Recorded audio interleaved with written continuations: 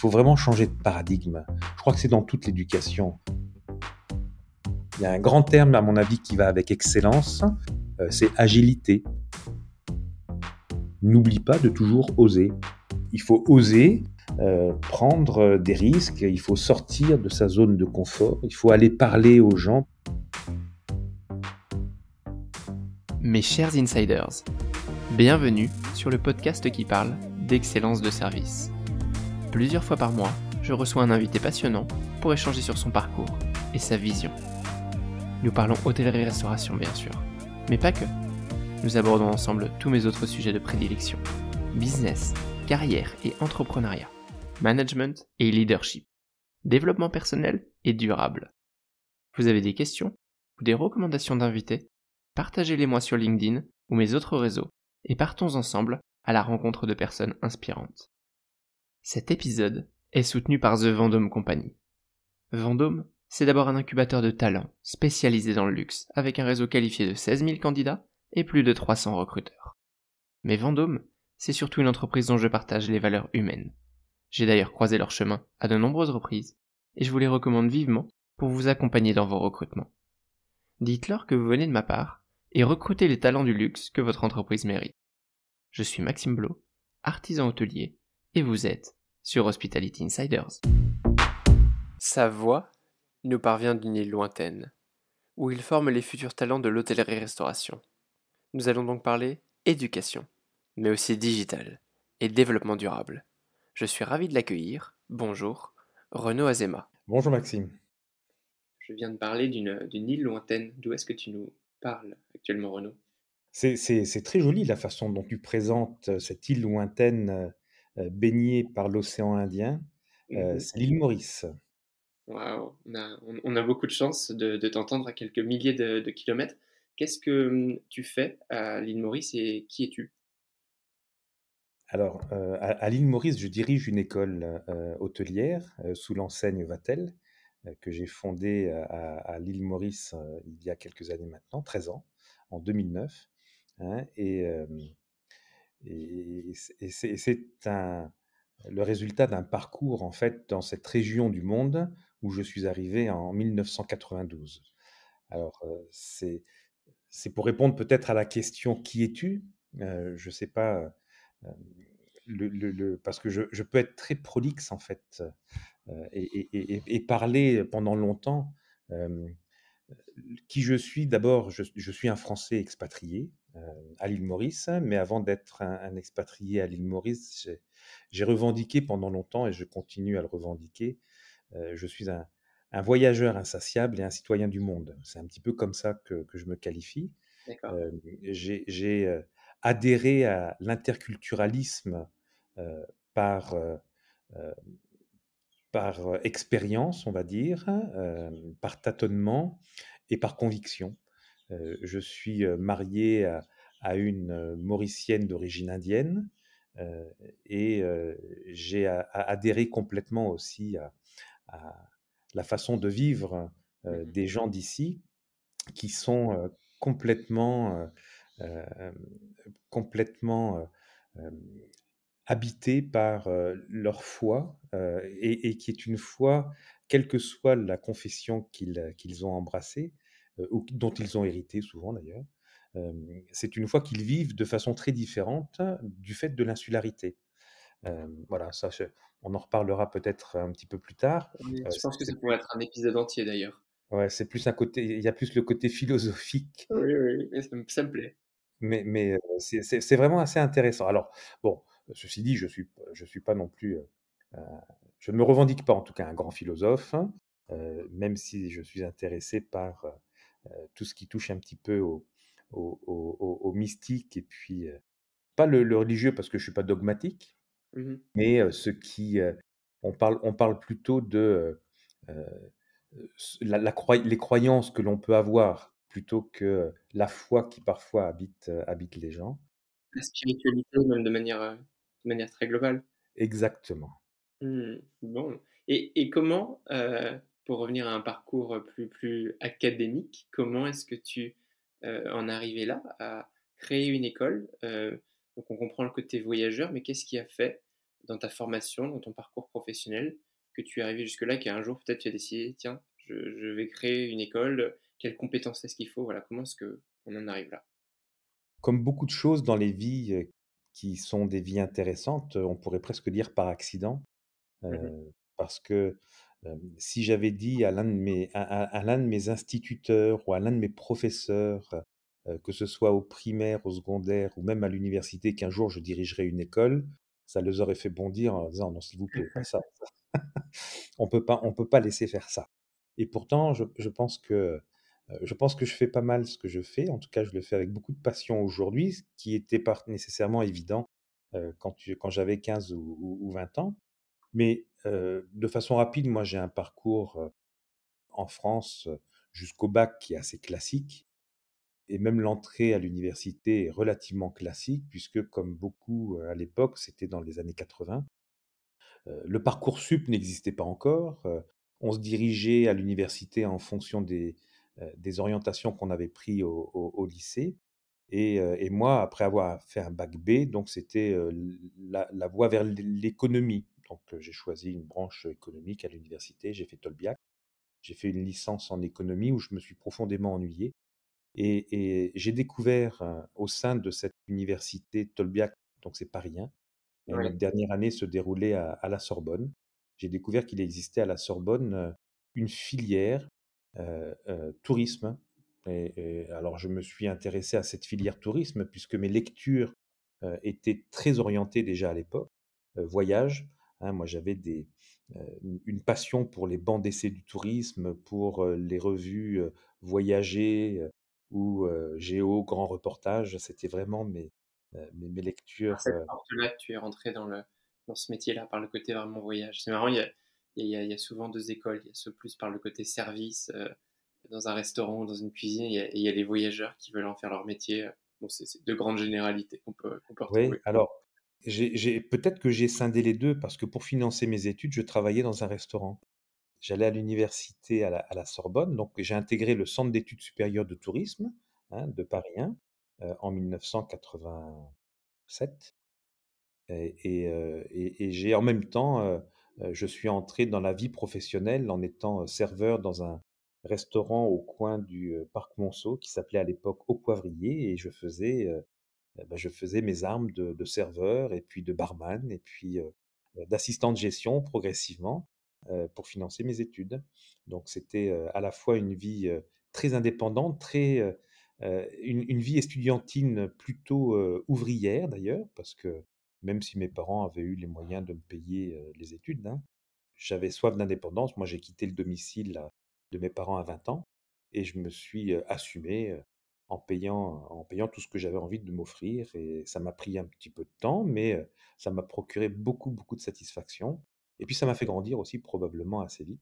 C'est ce que j'essaye de raconter à mes étudiants aujourd'hui, c'est que l'indépendance, l'autonomie ne se décrète pas, elle se gagne, et elle se gagne par, les actions, par, l'investissement personnel, et non pas par, la demande ou la quête perpétuelle, hein, d'obtenir des autres ce que l'on pourrait produire par soi-même.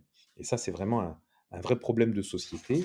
Ça existait quand même déjà à l'époque, hein, on n'a pas tous été à la même école, on n'a pas tous les mêmes moyens, les mêmes envies, les mêmes personnalités non plus. À l'époque, moi, c'était vraiment une envie d'être autonome. Et puis j'ai fini donc mon université, dans les années 90.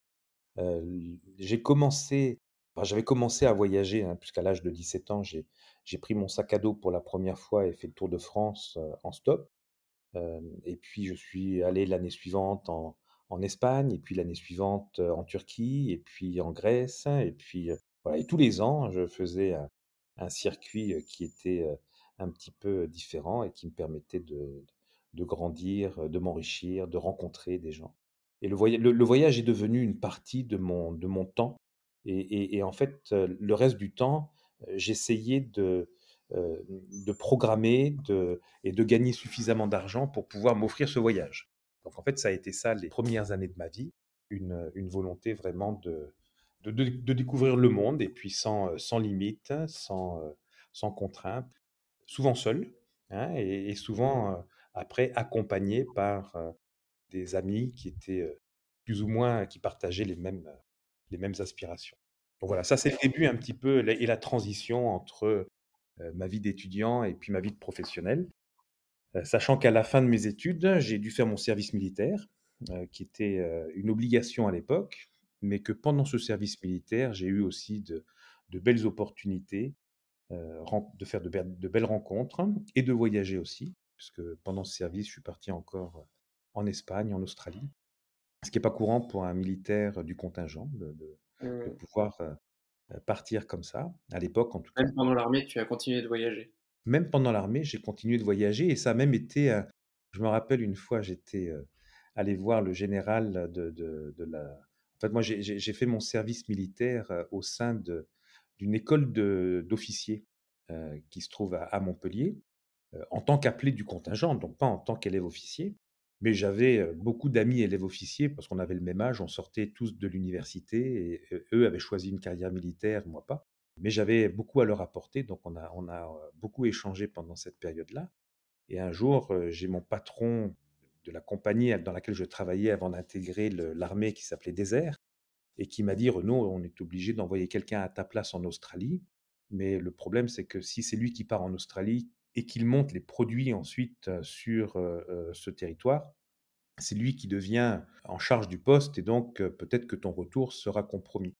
Et je suis allé voir le général de l'armée, de mon corps d'armée là et je lui ai dit: «Mon général, si j'y vais pas, je perds mon job à la fin de mon service militaire, ce qui est quand même pas cool, est-ce qu'on peut s'arranger?»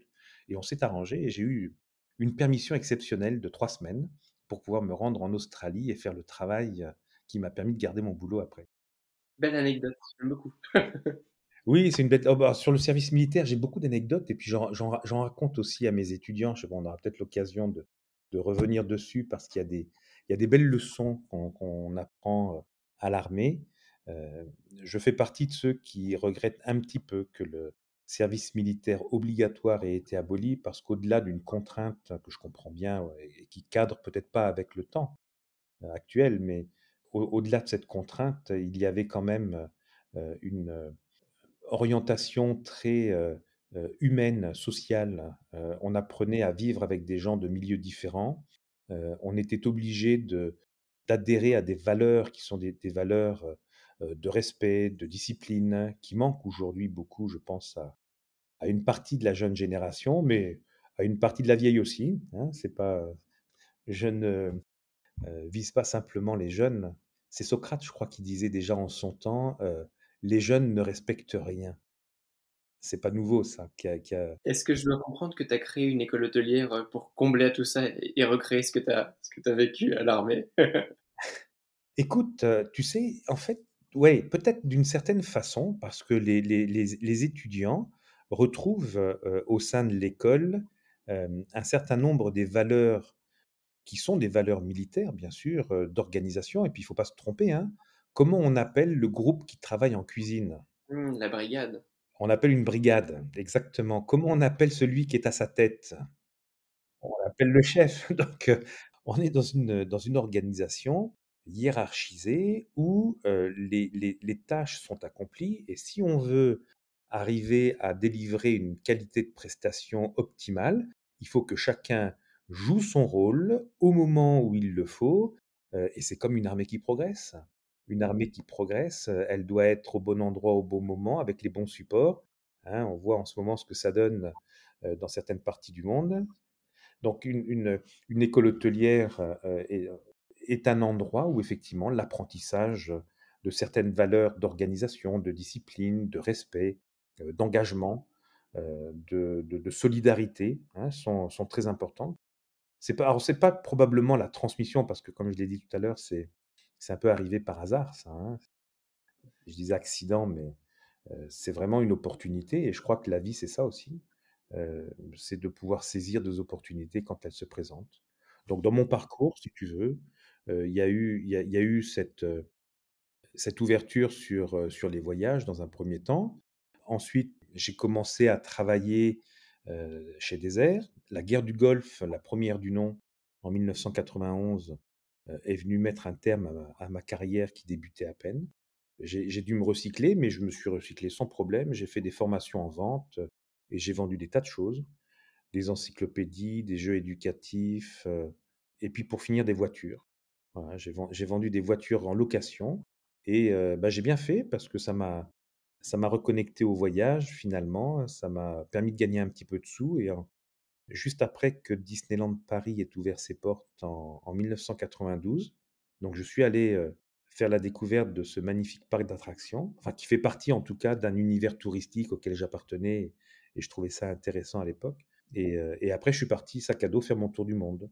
Voilà et pendant 1 an j'ai voyagé, pour arriver finalement dans l'océan Indien.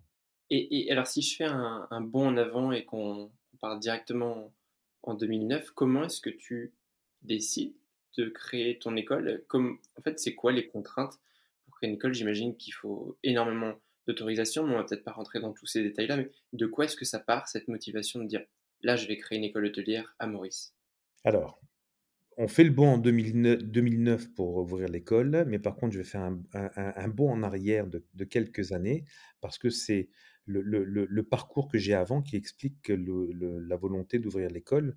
Heu, en 1993, je me suis installé à l'île Maurice et j'ai contribué à ouvrir une école qui s'appelle l'École hôtelière de l'île Maurice, qui était une école publique financée par des fonds français et j'ai intégré cette école après avoir passé 3 années à La Réunion, en tant que chef de département. Au bout de 2 ans, j'ai pris la direction de cette école et je me suis fait un nom à l'île Maurice, en tant que, voilà, quelqu'un qui arrivait à mettre en place des formations qui correspondaient aux besoins de l'industrie au moment enfin, il y avait une vraie adéquation, si tu veux, entre les formations que je proposais et les besoins de l'industrie.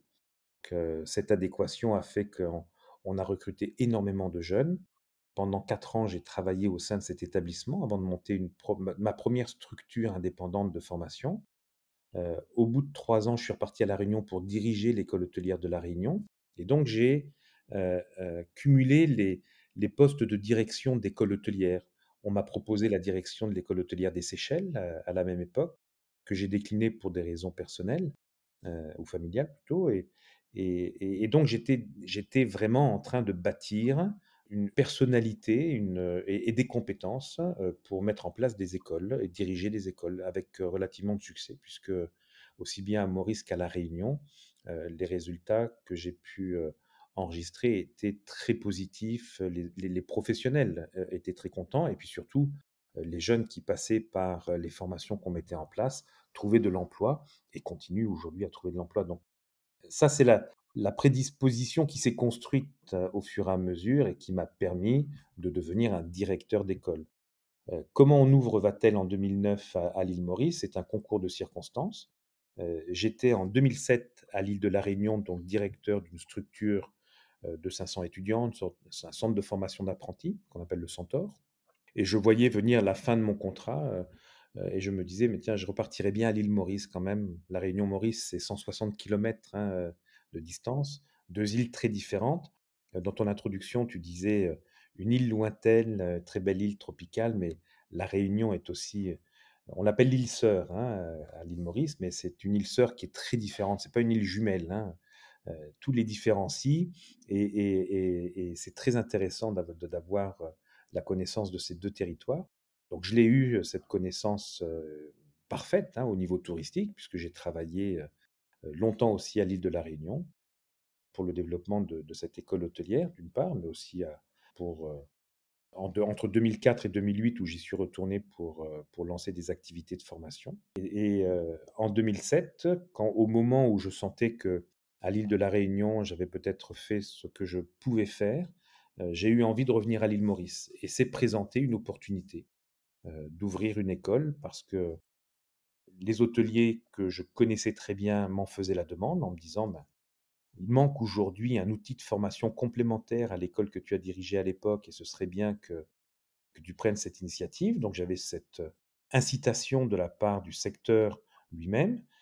J'avais une volonté de rester indépendant peut-être aussi et d'avoir ma propre liberté d'exprimer ce que je voulais sans être au sein d'un organisme qui parfois, que ce soit une chambre de commerce ou une école publique comme à Maurice, hein, il y a toujours des contraintes, hein, il y a toujours des règles qu'il faut respecter et je voulais échapper un petit peu à ça. Et il se trouve qu'au même moment, Vatel avait été sollicité par le Board of Investment de Maurice pour venir explorer la potentialité d'ouvrir une école à Maurice.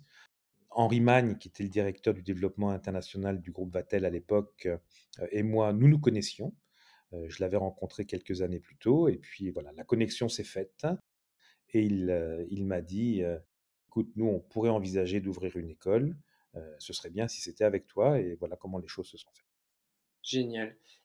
Tu peux nous donner, quelques chiffres sur Vatel Maurice, qu'on se rende compte un peu de ce que ça représente, l'évolution peut-être du nombre d'étudiants sur les dernières années? Je ne sais pas si tu sais combien d'étudiants sont sortis formés, au cours de ces 13 dernières années?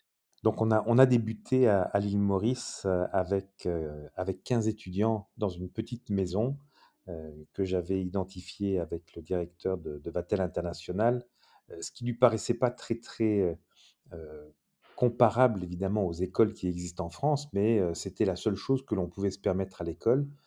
Et mon investissement de départ était très limité, hein, puisque j'ai eu la particularité quand même d'avoir lancé Vatel avec mes allocations chômage.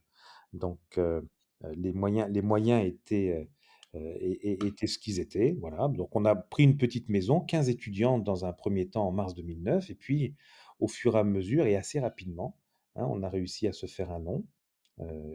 Il se trouve que j'étais connu à l'île Maurice et que c'est allé relativement vite, à la fois dans les lycées et puis dans les établissements hôteliers. Mais il a fallu quand même faire face à la compétition qui était déjà bien établie et établir le nom. Alors on est passé à 100 étudiants assez rapidement. Il a fallu qu'on déménage, qu'on investisse un nouveau bâtiment, que l'on aménage en salle de classe un espace de 750 mètres carrés. Et puis cet espace s'est retrouvé assez restreint en moins de 2 ans. Il nous a fallu construire du coup une école. Et là, nous avons eu la chance de trouver un partenaire local qui est un grand groupe sucrier à la base, mais qui s'est beaucoup diversifié, comme tous les groupes sucriers à l'île Maurice, et mettre en place un knowledge hub, comme ils appellent ça ici, hein, était une de ses ambitions, et va-t-elle lui semblait être un partenaire tout à fait acceptable pour se lancer dans cette aventure.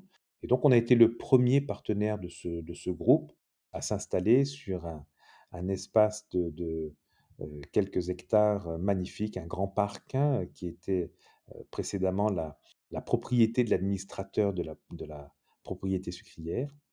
Et on a développé une école magnifique que nous occupons aujourd'hui et qui a accueilli en 2019 un peu plus de 400 étudiants. Alors ça a été notre pic, hein, on était à 404 étudiants très exactement, venus du monde entier puisqu'on avait 25 nationalités parmi ces 404 étudiants. Aujourd'hui, on a malheureusement perdu un peu de nos effectifs à cause du Covid, d'une part, à cause de l'attractivité aussi du secteur touristique, hein. On a régressé, on est à 360 étudiants. Cette année, on risque encore d'accuser une petite régression parce que le calendrier des diplômes à l'île Maurice a été modifié par le gouvernement suite aux différentes fermetures des écoles à cause de la pandémie. Donc, les examens ont pris du retard, ils ont été reportés. Donc, les bacheliers mauriciens auront leurs résultats en fin d'année et ce n'est qu'en 2023, hein, que nous pourrons avoir des bacheliers à recruter. Donc, on se tourne vers l'international un peu plus, hein. À ce jour, on a 25% d'étudiants internationaux sur notre campus à l'île Maurice. On devrait en avoir plus sur le plan 2022-2025. On est en recherche d'équilibre en fait entre les Mauriciens et les internationaux. Et puis progressivement, le campus doit s'internationaliser beaucoup plus.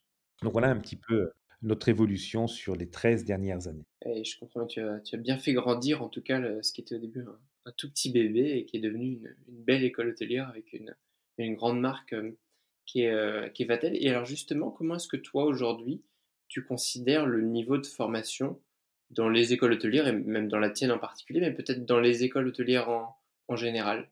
Alors je dirais que les écoles hôtelières en général sont en train de prendre conscience de la nécessité d'adapter des modes d'enseignement à une réalité qui est très différente de celle qu'on a connue. Et c'est assez difficile parce qu'il faut vraiment changer de paradigme.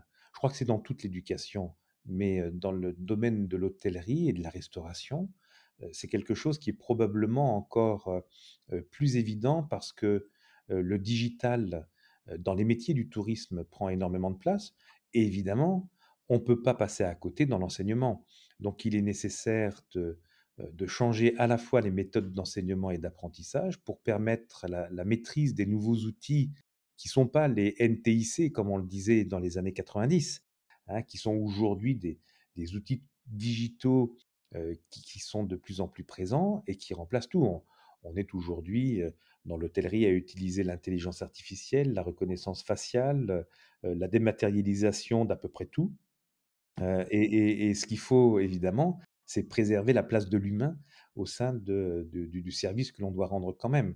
La présence de Covid ces 2 dernières années a rendu encore plus évident, l'importance de maîtriser ces aspects digitaux, renforcé par le souhait de limiter les contacts. Parce qu'évidemment, le Covid passait par, les contacts. Donc, pour, les limiter et les gestes barrières, pas très naturel dans une industrie comme la nôtre, hein. Au contraire, jusqu'à maintenant, on cherchait les contacts. Ben aujourd'hui, on cherche à limiter les contacts et les contacts que l'on doit préserver doivent avoir une nature différente. Donc, mon point de vue aujourd'hui sur le niveau d'éducation des écoles, d'abord, il y a des écoles de niveau qui sont très différents, hein. Il y en a qui suivent la tendance ou qui anticipent et qui sont relativement précurseurs sur certains aspects à la fois de développement durable et de digitalisation, qui sont à mon avis les deux grandes orientations qu'il faut considérer dans notre secteur.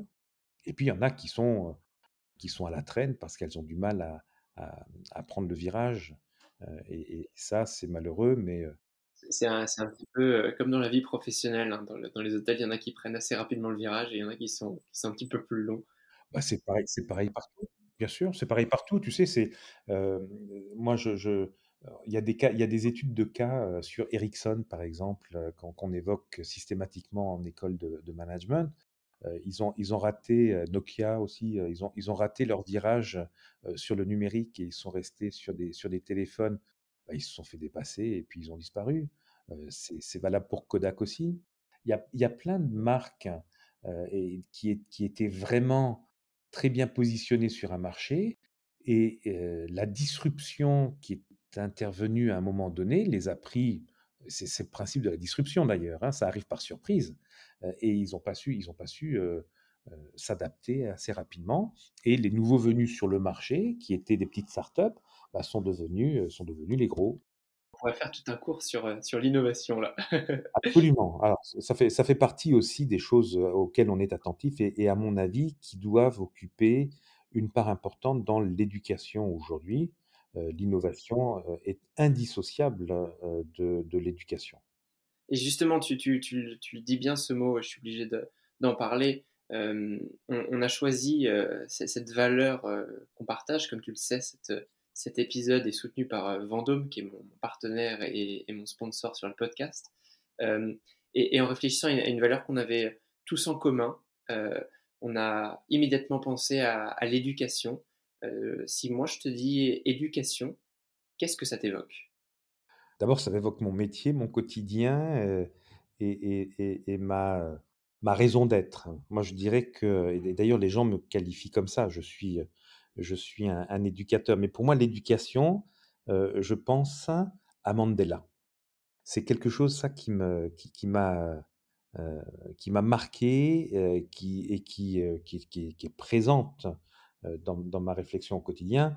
Hein, Mandela disait, «L'éducation est l'arme, la plus puissante qu'on puisse utiliser pour changer le monde». Je pense qu'aujourd'hui, comme hier, et ça restera le cas demain, l'éducation est ce qui peut changer le monde. C'est le manque d'éducation, qui fait faire, à certains, ce qu'il ne faut pas, et ce qui autorise d'autres à commettre des exactions, parce qu'il y a pas cette éducation. L'éducation, ce n'est pas simplement la connaissance. L'éducation, c'est aussi un savoir-faire. Moi, j'enseigne un des premiers cours de management que je fais, à mes étudiants de première année. Alors chose intéressante aussi, ce premier cours, en général, a lieu les pieds dans le sable et en maillot de bain, hein. Waouh. C'est, lors du team building qu'on organise. Dans mon école hôtelière, moi, ce n'était pas ça. Bah, non, parce que, c'était pas l'île Maurice. Non. C'est bien aussi, hein. Ouais, oui, bah, après, chacun fait avec son contexte, tu sais? Moi, j'ai lancé cette mode, enfin cette mode, je c'est sans prétention, de faire un team building au tout début, justement pour, permettre aux gens de se rencontrer, de casser les codes, les barrières, d'obliger les gens à discuter avec, ceux qu'ils ne connaissaient pas, de sortir les gens de leur zone de confort. Enfin bref, le team building a une vraie, vertu pédagogique, hein, et fait partie intégrante de mon système éducatif. Donc ça, c'est quelque chose qu'on a pu décliner après à La Réunion, à Madagascar, dans tous les pays où j'ai contribué à ouvrir des écoles. On a cette approche, hein, où, on permet aux jeunes d'appréhender une formation, avec, avec une approche qui est complètement, à l'opposé de ce qu'ils imaginent. Mais pour revenir à l'éducation et ce que je leur apprends donc sur le sable, hein, c'est les sept habitudes de Stephen Covey. Je ne sais pas si tu as déjà entendu parler de C'est cet les auteur? habitudes des gens qui réussissent, c'est pas ça? Exactement, les 7 habitudes des gens qui réussissent tout ce qu'ils entreprennent. Alors, je leur explique, notamment qu'une habitude, c'est 3 choses. La première, c'est, la connaissance. La seconde, c'est le savoir-faire, les compétences qu'il développe à travers, l'expérience, et la troisième chose, c'est le désir, la volonté, la motivation, et s'il n'y a pas ces 3 éléments, eh bien on n'a pas les ingrédients pour pouvoir créer une bonne habitude de travail et puis après on décline, hein, les habitudes qui sont nécessaires pour pouvoir progresser, efficacement dans sa vie professionnelle et personnelle parce que ça s'arrête pas au travail, bien sûr. Donc l'éducation pour moi, elle n'est pas simplement, l'apprentissage. L'éducation, elle est aussi la pratique. L'éducation, elle est aussi le comportement que l'on peut avoir, que l'on doit adapter à un contexte. Et il est pour moi très important, quand on se dit éduqué, de l'être sur ces 3 niveaux-là. Et il est clair que cette éducation, se voit. Aujourd'hui, quand les professionnels, me rencontrent, ils me disent: «Tiens, j'ai vu tes étudiants, dans tel hôtel», mais on voit tout de suite que c'est un étudiant de Vatel. Je dis: «Ah bon, mais comment on le voit?» «Ah bah, ils ont d'abord, ils portent, leur tenue de façon beaucoup plus, stricte et puis, ils sont souriants et puis, ils viennent à la rencontre et puis ils ont une attitude» et donc c'est pas simplement la connaissance parce qu'on peut être très érudit, mais ne pas avoir d'aptitude à la communication. Inversement, on peut être très communicant, mais ne pas avoir la maîtrise d'un certain nombre de process, ou de gestes professionnels et donc si on en a un et pas les 2 autres, eh bien, il manque quelque chose pour faire un bon professionnel et donc l'éducation pour moi, c'est le tout, hein et c'est se comporter correctement dans un environnement qui est codé, souvent parce qu'on ne travaille pas dans un hôtel comme dans une banque, comme dans un hôpital, comme, je sais pas, dans un bus, d'accord? Chaque métier a ses codes, mais l'important, c'est de pouvoir connaître ces codes, s'y adapter, les respecter, hein et dans l'éducation, pour moi, l'éducation, c'est un ensemble qui chapeaute un certain nombre de valeurs et dans les valeurs qui font, l'éducation, il y a la volonté d'apprendre, il y a le respect que l'on doit témoigner pour, à la fois pour ce que l'on fait et pour ce que l'on prétend, être. Quand on porte un uniforme, pour moi, il faut avoir l'éducation, suffisante pour pouvoir le porter avec, sérieux. À l'armée, si tu portes l'uniforme et que tu respectes pas, l'uniforme, c'est comme si tu respectes pas ton drapeau et on revient à ce qu'on disait tout à l'heure, l'éducation, c'est aussi une forme de c'est un peu ce qu'on apprenait à l'armée, tu vois? Moi, encore une fois, je suis pas un nostalgique, hein, de la méthode ancienne, mais je trouve que, dans l'apprentissage, dans la rigueur qu'on exigeait des gens, il y avait du bon et l'éducation aujourd'hui doit permettre de, remettre les gens, hem, dans leur, à leur place, mais à leur bonne place et que tout le monde puisse trouver la sienne. C'est amusant en discutant avec toi et maintenant qu'on comprend mieux ton parcours, pour moi, il y a une vraie suite logique dans tout ce que tu as fait aujourd'hui et j'aime beaucoup la façon dont tu définis, l'éducation et comment est-ce que tu arrives à transmettre l'excellence puisque c'est de ça dont il s'agit, même si on n'a pas utilisé ce terme. Comment tu arrives à le transmettre aux jeunes et aux générations futures. Donc, moi, je travaille sur l'excellence de service. C'est un podcast autour de l'excellence de service. Et toi, on pourrait dire que tu fais de l'excellence dans la formation. Oui, alors en tout cas, on essaye, hein. C'est pareil, tu sais, l'excellence, c'est toujours quelque chose, vers quoi tu tends sans jamais pouvoir l'atteindre vraiment, quoi. Moi je et quand je parle d'excellence ou quand je parle de perfection, je rappelle toujours, une de mes expériences en fait que j'ai, eue en Inde. Je suis allé visiter, dans le Rajasthan un temple qui était un temple jain dans lequel alors je me rappelle plus exactement le nom du temple en question, mais dans ce temple, il y a 1444 colonnes de marbre qui sont, des colonnes absolument, ouvragées, magnifiques, qui sont pas très hautes. Je crois qu'elles doivent faire de 2, 3 ou 4 mètres. Enfin, c'est pas super haut, mais il y en a quand même, un grand nombre. Eh bien, il y en a une, que, les architectes ont mis de travers, juste pour pouvoir, illustrer le fait que, tu n'atteins jamais, la perfection. Tu tends vers, quelque chose qui peut être, mais sans jamais, pouvoir l'atteindre complètement parce que ça évolue. On est dans un monde qui est un monde changeant, hein, et il faut pouvoir s'adapter à ce changement-là et ça aussi, ça fait partie de l'éducation aujourd'hui. Il y a un grand terme, à mon avis, qui va avec excellence, c'est agilité. Pour pouvoir aujourd'hui, être reconnu comme très bon dans une industrie et dans la nôtre en particulier, il faut à nos étudiants et à nos jeunes professionnels, être agiles.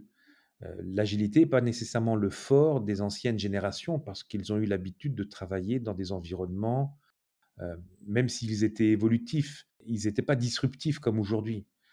Donc pour pouvoir s'intégrer et changer de braquet de façon assez rapide pour rester connecté avec à la fois les besoins qui sont très évolutifs et à la fois les technologies, qui changent particulièrement vite, bah, il faut être agile et ça c'est un terme qui est important et que je répète souvent aux étudiants. Complètement. Et l'excellence, j'aime bien dire que c'est quelque chose vers lequel on tend, mais c'est en aucun cas un résultat. Et toi, alors, à ton niveau, comment est-ce que tu continues de progresser en tant que CEO de cette école, mais aussi en tant qu'humain? Parce qu'on comprend bien que tu as les bons outils, et la bonne expérience pour transmettre et faire progresser autour de toi, mais comment est-ce que toi, tu avances? De façon un petit peu curieuse, moi j'ai l'impression que plus on vieillit et plus on gagne de l'expérience et plus on a envie en fait de progresser encore, tout en se rendant compte que, la progression est sans fin. Moi je progresse, oui, beaucoup, tous les je fais régulièrement, j'ai beaucoup d'échanges avec mon épouse qui est aussi une de mes collaboratrices. Et on se rend compte, régulièrement, on en fait le constat que les choses changent, mais changent de façon tellement intéressante, qu'on peut être spectateur ou on peut être acteur. Nous, on a choisi d'être acteur, donc bah, pour être acteur, il faut non seulement s'intéresser au changement, mais continuer à apprendre. Ce qui fait que, oui, moi, je suis aujourd'hui à la tête d'une organisation qui est relativement modeste, hein, il ne faut pas non plus, exagérer les choses. J'ai une école, j'en ai monté quelques-unes dans l'océan Indien et je les assiste, mais vraiment de loin. C'est une PME, c'est un petit, même si on forme sur un sujet important et qu'on a, des jeunes après qui réussissent leur vie, hein, c'est relativement modeste. Mais à mon niveau, d'abord, je suis devenu beaucoup plus spirituel, dans le sens où, j'ai accepté qu'on ne peut pas tout faire, qu'on ne peut pas tout, embrasser dans une vie et qu'il faut faire des choix, il faut pas trop se tromper dans ses choix et plus on avance et plus il faut faire les bons. Donc ça, c'est ma façon aussi de progresser, à la fois de façon, beaucoup plus, consciente, mais je suis aussi beaucoup plus conscient des responsabilités qui sont les nôtres vis-à-vis des générations futures, pas que par rapport à l'éducation, hein, et ça, c'est peut-être parce que j'ai des grands enfants et puis que j'en ai aussi des petits, hein, je suis soucieux pour eux de leur léguer quand même un monde qui soit un monde dans lequel ils pourront vivre d'aussi belles choses que celles que nous avons vécues nous-mêmes. C'est pas gagné. Ouais. Je vais avoir beaucoup de questions pour toi à ce sujet. Ouais, bah, j'ai beaucoup de réponses aussi, mais j'ai malheureusement beaucoup d'inquiétudes dans Mais le même temps. justement, comment est-ce que dans un endroit en plus comme Maurice, qui est peut-être plus fragile dans son écosystème, euh, comment est-ce que tu constates déjà l'impact du réchauffement climatique, parce que c'est ça dont on parle de manière sous-jacente. Quelles conséquences sur Maurice et de manière générale plus sur nos métiers du tourisme? Qu'est-ce que tu vois déjà? Alors, ça c'est vraiment une question très importante, et la réponse pourra pas être courte, parce que le sujet est grave. L'urgence climatique est décrétée. Je crois qu'à part enfin, il y a toujours des climato-sceptiques, mais aujourd'hui, on voit bien effectivement que les résultats de notre système de consommation et de production, à l'échelle mondiale, n'est pas, suffisamment respectueux de l'environnement et les impacts sont visibles. Alors pour venir de façon concrète à la question: «Qu'est-ce qui se voit à Maurice?» Ben, déjà, l'érosion. Il y a une érosion des plages qui est absolument effrayante, hein. On voit, si les hôteliers ne refont pas les plages, régulièrement, bah, il y a une érosion qui va rapidement emporter les beaux hôtels qui sont sur le littoral. Il y a un vrai travail à faire là-dessus. Le corail se meurt, hein. Le réchauffement climatique, c'est aussi le réchauffement des eaux. Une eau trop chaude, bah, c'est le corail qui disparaît. Tout autour de Maurice, il y a une magnifique barrière de corail qui blanchit, et des habitants de cette barrière de corail qui disparaissent, hein. Il y a de moins en moins de poissons, alors sous la pression de la pêche évidemment, mais aussi sous la pression de la pollution.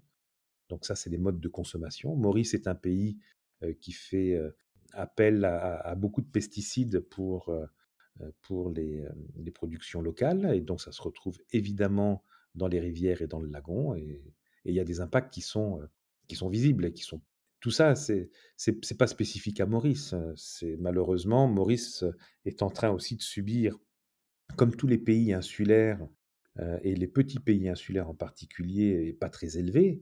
Maurice fait partie, je crois, des 14 pays les plus soumis en fait à ces impacts climatologiques. Heu, Ça va pas disparaître sous les eaux comme certaines îles ou atolls qui sont un petit peu plus éloignés et qu'on peut trouver dans le Pacifique ou même dans l'océan Indien, hein. Les Maldives sont probablement plus en danger encore que Maurice par rapport à cette issue qui est à peu près certaine, qui est une élévation du niveau des eaux qui va continuer parce que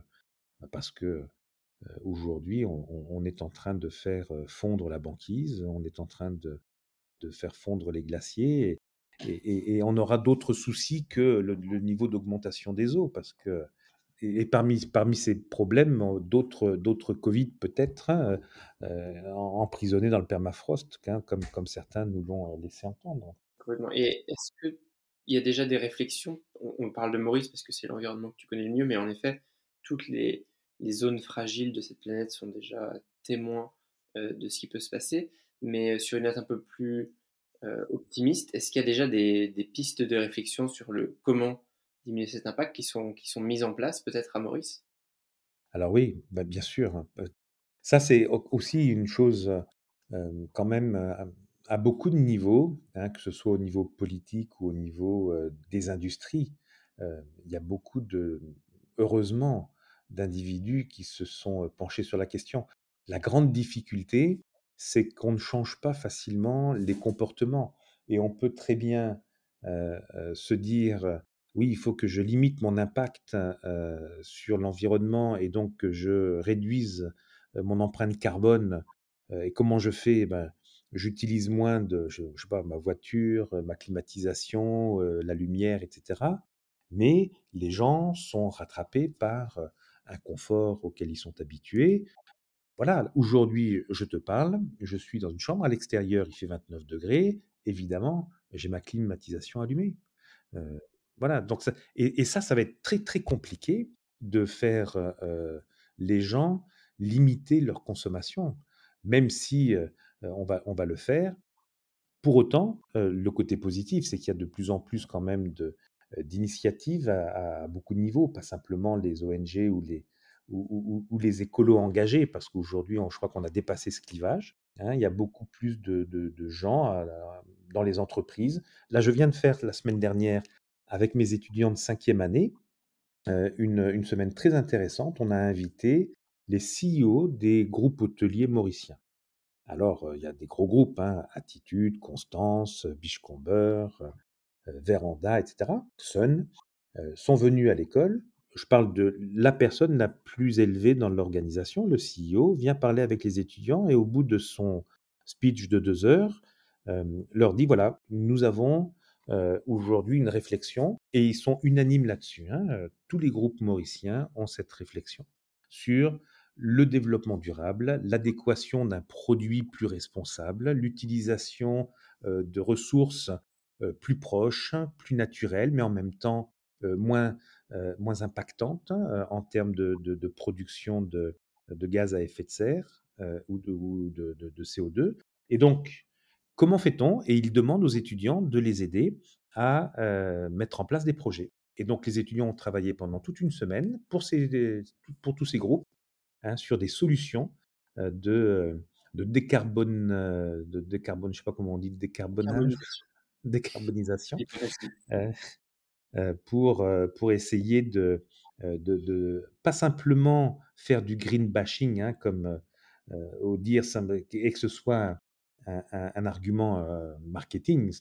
L'idée n'est pas là, c'est de vraiment faire. C'est souvent ça le biais, en effet, c'est que le problème, c'est que ça soit transformé en greenwashing. Il faut bien différencier Voilà. les convictions réelles de l'hôtelier et le côté marketing, même si s'il y a des belles choses qui sont faites, rien n'empêche après d'en faire la promotion.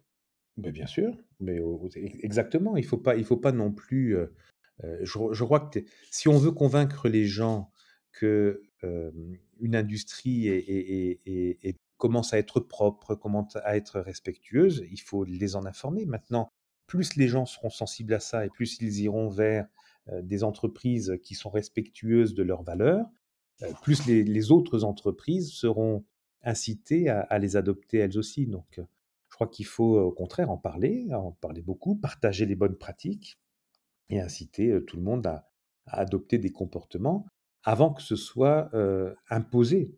Parce qu'il se peut très bien qu'on nous impose un jour, hein, de ne plus utiliser, l'électricité, pendant un certain nombre d'heures ou de ne pas avoir accès à une ressource pendant, un certain nombre de temps, sachant que, ben, des ressources comme l'eau, une fois qu'on les aura gaspillées, gâchées, ou polluées, ça sera très, très problématique. C'est une guerre qui est en préparation, hein, la guerre de l'eau. Donc, il faut éviter d'en arriver là et pour en arriver là, donc oui, pour répondre à ta question, à l'île Maurice, les professionnels, du tourisme, mais pas que, les professionnels heu, du secteur de la tech, hein, les professionnels de la grande distribution sont très impliqués dans le développement durable, dans le recyclage, dans la réutilisation, vraiment, il y a beaucoup de communication autour de, ce qu'il faudrait faire pour que les choses aillent mieux, et même si c'est pas aujourd'hui, un discours, hem, un discours, coercitif, d'accord? C'est quand même, de plus en plus d'incitation, et là, on revient à ce qu'on évoquait tout à l'heure, l'éducation. Si les gens sont éduqués et s'ils comprennent le pourquoi de ces orientations, ils le feront d'autant plus volontiers. Et je crois que c'est, voilà, il faut, nous, à notre niveau, que nous poussions beaucoup vers, et d'ailleurs, on est une éco-school, nous, Patel à l'île Maurice, hein. On a adhéré à une charte, on a mis en place un certain nombre de process, des pratiques très simples, hein. On a aussi, développé un petit potager, pour que les gens puissent, comprendre l'importance d'avoir des légumes, et aujourd'hui, c'est d'autant plus important qu'on peut plus faire venir les légumes de l'extérieur. Il y avait des choses délirantes qui se faisaient quand même, hein. On recevait ici, des produits de Madagascar, mais qui passaient par Rungis pour arriver à Maurice, par exemple. C'est incroyable. Ouais, il faut arrêter ce genre de délire-là et faire avec ce qu'on a. Mais faire avec ce qu'on a, ça veut dire qu'il faut, bah, il y a certains pays qui doivent se réindustrialiser, Heu, je pense qu'à l'île Maurice et probablement dans beaucoup de destinations, où l'agriculture a décliné, il faudrait, redévelopper et réintéresser les jeunes à l'agriculture. Ça fait partie à mon avis de l'agriculture, l'élevage responsable, enfin Énormément de pistes, dans tout ce que tu dis. Je pense que chaque sujet mériterait d'être, approfondi. Mais il y en a un en particulier sur lequel je voulais faire le lien. Tu parlais de personnalités de la tech, notamment à Maurice, qui s'intéressent. Je sais que toi aussi, tu t'intéresses de près au digital. Quel rôle le digital, il peut avoir justement dans cette évolution, dans ces réflexions? Et si je dis digital et développement durable, quels enjeux qui lient un peu ces deux grandes, ces deux grandes directions qu'on est en train de prendre? ouais. Le digital pour moi, comme, je l'ai dit un petit peu plus tôt, est vraiment, un des aspects sur lesquels on ne peut pas, faire l'impasse. C'est devenu incontournable, c'est le progrès, et ce progrès peut nous apporter des solutions. La la il y a un paradoxe quand même, c'est que plus on utilise du digital et moins, on est respectueux de l'environnement puisque malheureusement, pour faire fonctionner le digital, on génère beaucoup de data et ces data transitent par des data centers qui sont de plus en plus gourmands et énergivores, hein et donc plus on développe les data et plus on développe des gaz à effet de serre. Donc il y a un paradoxe là qu'il va falloir, résoudre. Peut-être que, les ordinateurs quantiques nous permettront d'avoir une solution, mais encore une fois, pour pouvoir y arriver, c'est du progrès et donc le progrès, il ne faut pas l'arrêter. Moi je ne suis pas toujours d'accord avec, le retour, hem, à une économie qui serait une économie de troc, dans lesquelles on aurait, des chasseurs, des cueilleurs et puis, tu vois? C'est pas ça. Il faut vivre quand même avec son temps, mais il faut avoir conscience que tout ce qu'on fait a un impact et que ces impacts sont immédiats aujourd'hui et que malheureusement, ceux qui créent les dysfonctionnements, que ce soit des dysfonctionnements économiques ou, écologiques, ne sont pas forcément ceux qui en payent le prix, tout de suite, hein. Ça, on voit bien. Les sociétés de consommation occidentales, n'ont pas de limite dans leur mode de consommation. Qui paye le prix? Ce sont les gens qui ont le moins d'impact, qui sont les plus pauvres et qui habitent sur, des territoires qui sont, plus exposés. Donc ça aussi, l'humanité a probablement une conscience globale à avoir. C'est très compliqué, très, très compliqué. Je pense qu'on peut croire dans l'homme, mais l'humain ou le sapiens, ça il y a quelqu'un qui le dit très bien ça, hein, c'est, comment il s'appelle? Harari, Yuval Noah Harari, qui est un penseur israélien et qui a écrit, 3 magnifiques opus, sur l'homme, hein, dont un qui s'appelle Homo Deus, où, voilà, l'homme tout-puissant qui devient Dieu et qui décide, en pensant qu'il peut se substituer à la divinité, sauf que c'est pas le cas et dans son dernier livre, hein, Les 21 leçons pour le 21e siècle, il évoque, des issues qui peuvent être fatales, en tout cas, sans être certaines, parce qu'on n'aura pas réussi. Donc, le développement durable, est une notion aujourd'hui qui doit être, comprise. Moi, je me suis beaucoup intéressé à la question, au point de vouloir créer d'ailleurs, pour le bachelor de Vatel, une option développement durable, mais qui ne soit pas simplement orientée, comme c'est souvent le cas, vers juste des économies d'énergie qu'on ferait, dans un établissement hôtelier ou, une réduction de la consommation ou, de la réutilisation, de certains articles qui seraient tombés en désuétude et à qui on donnerait une seconde vie. Tout ça est très important et très bien parce que ça va effectivement, limiter la production et par ce biais, limiter l'usage de ressources pour assurer cette production. Donc c'est pas mauvais, mais il faut aller beaucoup plus loin et comprendre bien les enjeux. On parle aujourd'hui de voitures électriques, ça c'est juste un exemple, hein, mais voiture électrique, c'est supposé être la panacée pour limiter la consommation des énergies fossiles. Très bien, sauf que comment on produit les batteries?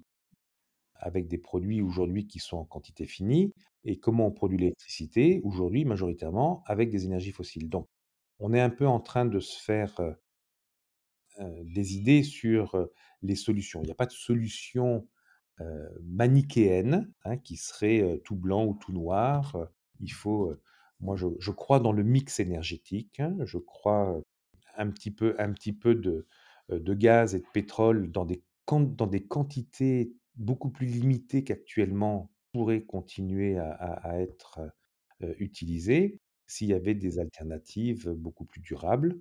On a compris que l'éolien, c'est pas la panacée. On a compris que les marées, c'est pas encore au point. Enfin, il y a le solaire, ça a ses limites, mais le tout mis bout à bout, voilà, peut-être mon orientation développement durable au sein de cette option, elle est là. Elle est de dire: on ne fait pas simplement du développement durable dans un établissement hôtelier en mettant en place, des process en interne.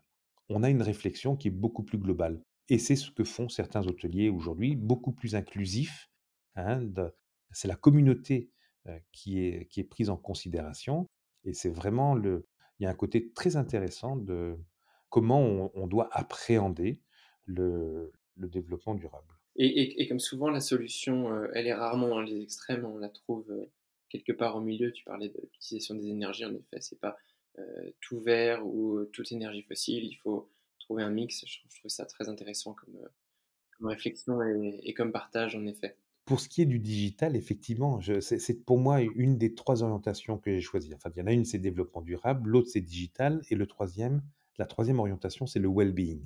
Donc le digital, pour moi, c'est incontournable. Il faut l'intégrer et il faudrait aujourd'hui quasiment, considérer l'apprentissage d'un langage informatique au même titre qu'une langue étrangère et il faudrait que ça, c'est un petit peu ce qu'on a mis en place à l'île Maurice avec Developers Institute, hein, qui est une des marques que j'ai lancées sur ce territoire et qui est une start-up israélienne, en fait, qui prône le coding comme étant euh, une des voies d'orientation professionnelle possible pour tous ces jeunes qui veulent s'intégrer dans une économie qui va être de plus en plus digitalisée et qui n'ont pas forcément envie de faire des longues études.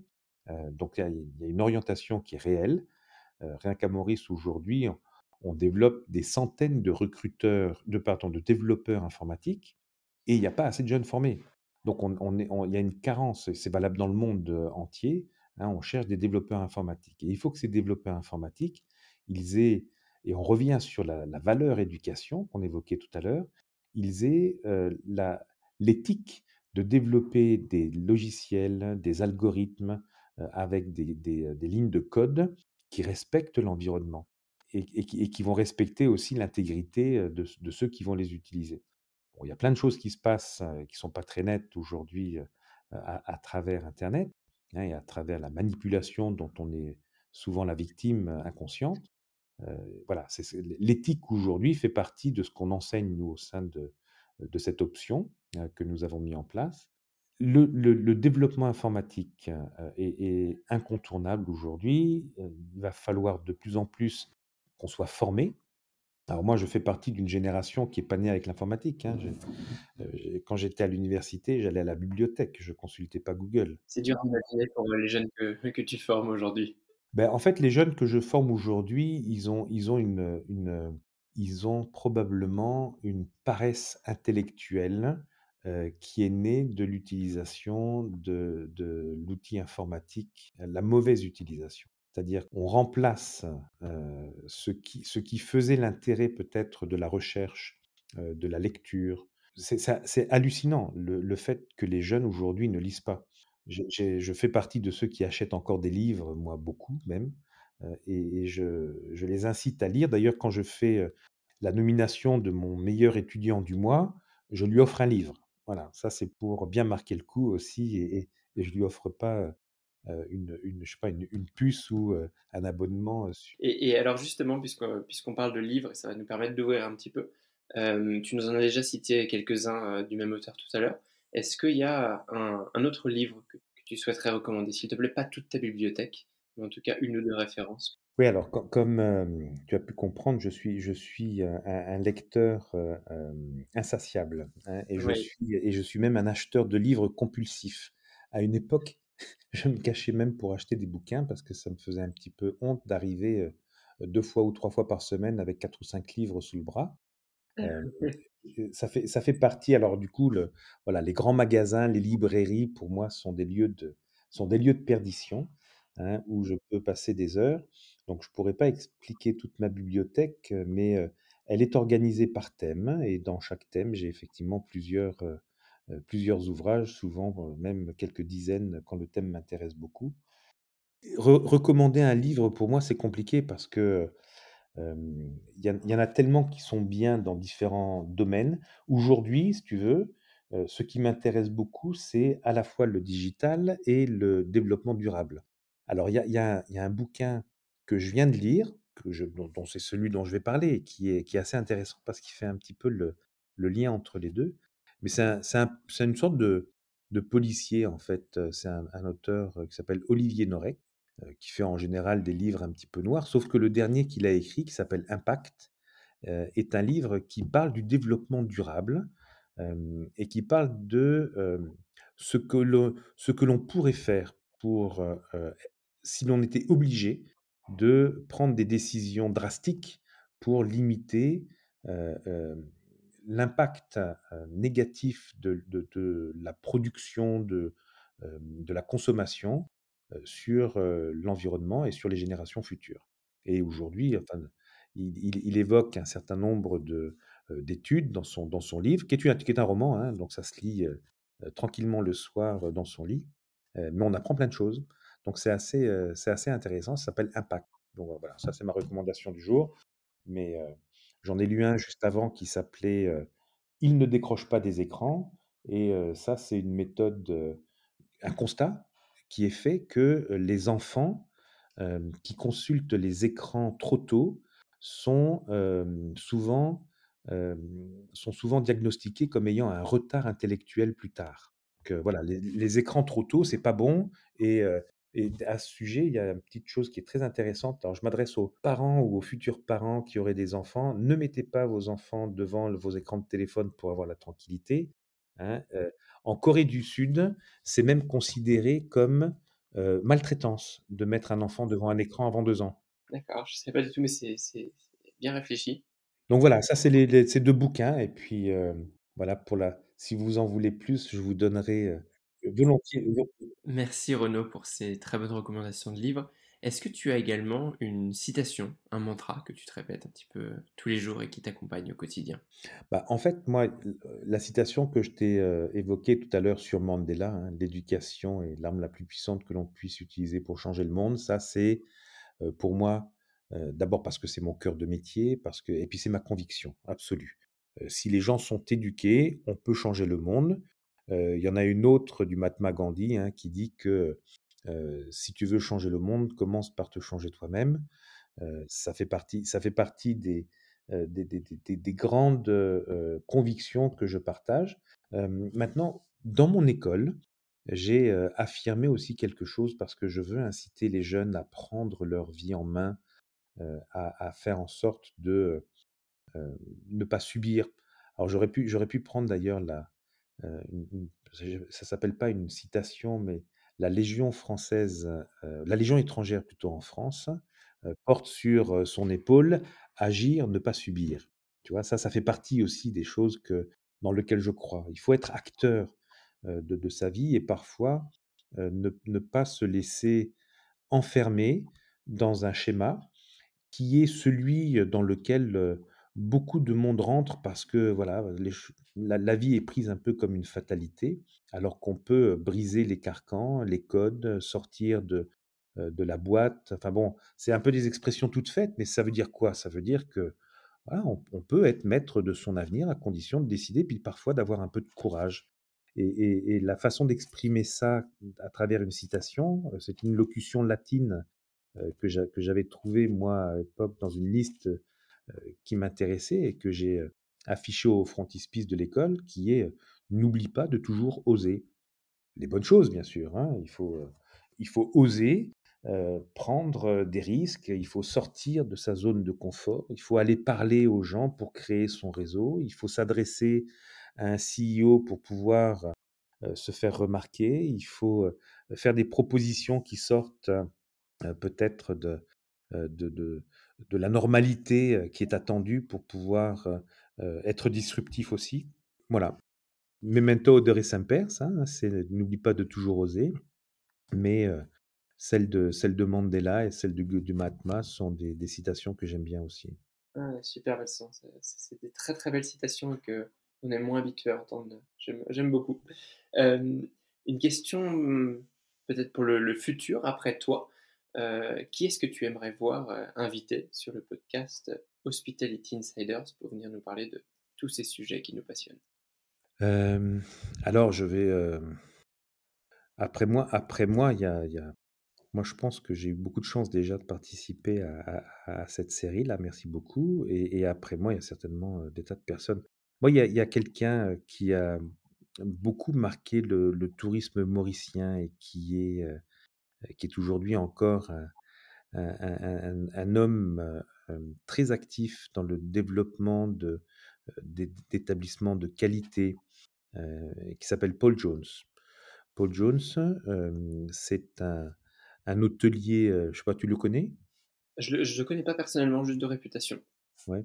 Moi, j'ai la chance de l'avoir rencontré, j'ai eu la chance de le faire rencontrer à mes étudiants aussi.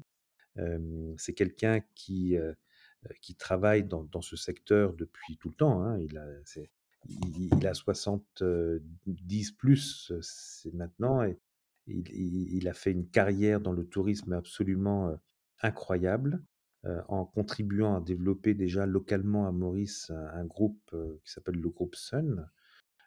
Ensuite, il est parti avec, Sol Kustner, développer les, One and Only, hein. Donc il a développé notamment sur Dubaï, les One and Only, Atlantis, Royal Mirage, et Palm. Heu et puis il est revenu à Maurice, il y a quelques années pour reprendre une marque qui était en perdition, et il a rebrand, il a créé le groupe Lux. Et le groupe Lux aujourd'hui est un groupe qui dépasse de très loin les frontières de l'île Maurice, qui a une vraie vision, d'un tourisme de qualité, inclusif, au sein duquel, les employés ont une responsabilité, vis-à-vis de leurs clients, mais aussi vis-à-vis la communauté alentour, avec il y a une bienveillance, à travers qu'on retrouve dans tous les groupes mauriciens, hein. Je cite Paul Jones, mais ça me dérange un petit peu de ne citer que lui parce que, pas Jean-Michel Pitot, Jean-Jacques Valette, Gilbert Hospitalier-Noël sont des gens qui sont tellement intéressants et tellement impliqués dans le développement du tourisme mauricien, hein, que ce sont des gens qui mériteraient bien sûr d'être écoutés, de partager. Il faudra que je fasse une série spéciale Maurice. À un moment, je me déplacerai spécialement pour l'occasion. Absolument. Alors, si tu veux avoir une idée un petit peu de qui je pense, précisément devrait intéresser, tu sais, j'ai réalisé l'année dernière une série de petites vidéos qui s'appelait, The Future We Are Building et parce qu'en plein covid, il fallait qu'on parle du futur et qu'on invente ce futur, qu'on le construise ensemble et j'ai fait 30 épisodes de 3 à 4 minutes, hein, de vidéos, qui sont disponibles sur notre chaîne, YouTube, qui mettent, à l'honneur, en fait, tous les CEO, les GM, les, responsables de formation, qualité, enfin pas tous, il y en a que 30, hein, sur les nombreux professionnels que compte Maurice, mais ça donne une bonne idée, hein, de tout ce qui peut être fait, de comment on peut, appréhender le futur, et puis de comment il faut parce que notre souci aujourd'hui évidemment, c'est comment on fait pour attirer les étudiants, ou les jeunes, pas les étudiants, les jeunes vers ces secteurs d'activité qui ont un petit peu perdu quand même de leur attrait, comparativement à il y a quelques années. Ronan, nous avons, toi et moi, déjà beaucoup parlé pendant la dernière heure et on a évoqué énormément de sujets qui mériteraient tous d'être approfondis. Pour quelqu'un qui aimerait continuer cette ou ces conversations avec toi, quel est le meilleur moyen de te contacter?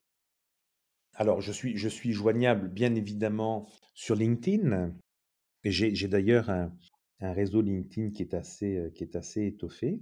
Je serais ravi de pouvoir continuer. Après, Si on peut, tu veux que je donne mon adresse email par exemple, Par si, exemple, et même LinkedIn, si ça suffit pour te contacter, si tu réactives là-dessus, c'est un excellent moyen. Moi-même, c'est celui ouais. que Non, j'utilise. LinkedIn, mais bon, mon adresse email est relativement facile, hein, c'est R pour Renault, point, Azema, A-Z-E-M-A, arrobas, vatel, V-A-T-E-L, point M-U. Donc r.azema@vatel.mu. Voilà, et ça permettra à tous ceux qui veulent échanger, et je serai ravi de pouvoir. Moi, je suis un des fervents défenseurs des objectifs de développement durable, et il y en a un qui me plaît particulièrement à travers ce qu'on vient de faire là ce soir, hein, c'est le 17. Le 17, hein, c'est partnership. Et je crois au partenariat, je crois à la collaboration, à l'association de compétences. À partir du moment où les gens ont des objectifs bienveillants et qui peuvent être mutualisés, je crois qu'on peut accomplir des grandes choses. Et j'ai des projets, moi, qui nécessitent que je sois accompagné, entouré de gens qui ont des compétences que je n'ai pas. Et comme j'en ai fait très peu, puisque je me suis consacré à un seul secteur d'activité, j'ai besoin de beaucoup de gens autour de moi pour continuer à avancer et à bâtir. Écoute, cher Renaud, c'est un excellent mot de la fin pour terminer cet entretien. Merci pour tout ce que tu es venu partager sur Hospitality Insiders. On te souhaite tout le meilleur, beaucoup de réussite à Maurice et on suivra ça de très près. Mais écoute, merci à toi d'avoir fait cette